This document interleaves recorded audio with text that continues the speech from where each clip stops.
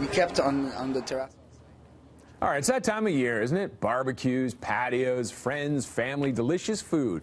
Now, we focus on what food we're eating, but not our relationship with it. It might be affecting your cravings overall. Joining me now is happiness researcher Gillian Mandich. And it's an interesting idea that what you're eating and how you're eating it can affect how you are. Exactly. How good you feel and everything. So often we focus on the calories that are on our plate, and yet in reality, there's a lot more to the conversation than just what is the food that we're putting in our mouth. So for example, if you had a plate with like chicken and broccoli and a salad or something, an athlete might look at it and see different types of protein, whereas a vegan or a vegetarian might look at it and see the slaughter of a chicken, or a dietitian might look at all the different molecules that are in it. And so the same plate of food, depending on how we look at it, can be absorbed completely differently in our body. Really? Your mind can actually affect how you're eating your food? Yes, absolutely. So if we're happy and we're enjoying our meal, it's a very different experience than if we're stressed, for example, because when we're stressed, we have cortisol, which is a stress hormone, and it's surging through our body, and it's putting us into this fight or flight mode.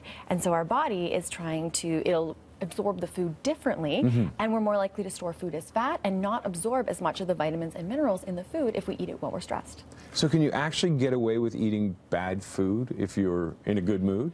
Well, so what it is oftentimes, especially like, say for example, you have like a delicious chocolate cake for dessert, and then we keep eating that food in our mind after that, and so it's completely different. So what I think, when we look at all the research in terms of how to most effectively eat our food, when we eat it, be fully present with the food, enjoy it, recognize that every food, you know, is a sometimes food, so we're not going to eat it every single day, and when we do, eat it slowly, eat it mindfully, and enjoy it in that moment, and then move on.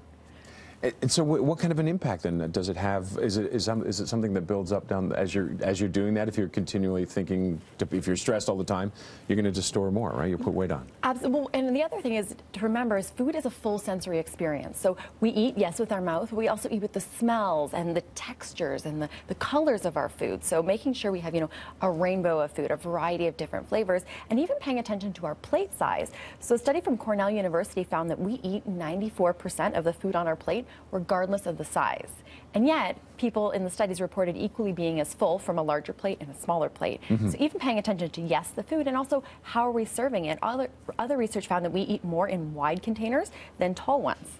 So paying attention to those kind of things can really impact it as well. Well, so we were a little while ago, we were talking about that. We had plates from the 50s, and it was a small plate, small servings, and now if we feel unsatisfied if we aren't getting our money's worth when we get our food, right? Exactly, and even the variety of colors. So there was a study done with M&M candies, and one group of participants had 7 different colors of M&Ms, and the other group was given 10. And the people that were in the 10 group ate 43% more M&Ms than the 7 group people, because when there's a variety of different things, we eat a bunch of different things. So I think that's really important to remember, especially in the summer when we're going out to parties and barbecues and we're grazing around, knowing that it's really important to pay attention to the food that we're eating, because there's more going on than just taking the food and putting it in your mouth. How do you change your mindset then with the plate? Do you go to a smaller plate, or is it literally that simple? It can be, and you know, practice mindful eating. We hear that term thrown around a lot, and basically what it means is just being really present with your food. So unplugging when you're eating, get rid of the distractions, pay attention, connect with your food. You know, ask questions like,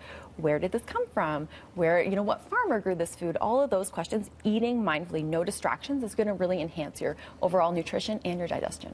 And it's also healthy if you're sitting down with friends and family, you're actually having a conversation. Exactly, we're not on our phones all the time. Not locked in, not sitting in front of the TV. And things like that. And especially it's summer, it's nice, get outside. You can enjoy your food outside, have a barbecue, eat mindfully, and then you really enhance that experience. Does it make a difference where you eat it as well? Like inside or outside, or? Yeah, actually really interesting research shows that depending on the different lighting, so when the lighting is dimmer, we tend to eat more, probably because we can't see as much of the food on the plate. Also, loud music can be very distracting and can also make us more likely to eat more. All right, Gillian, thank you very much for joining us today. Thank you. Happiness researcher Gillian Mandich. For more on this, head to our website, breakfasttelevision.ca.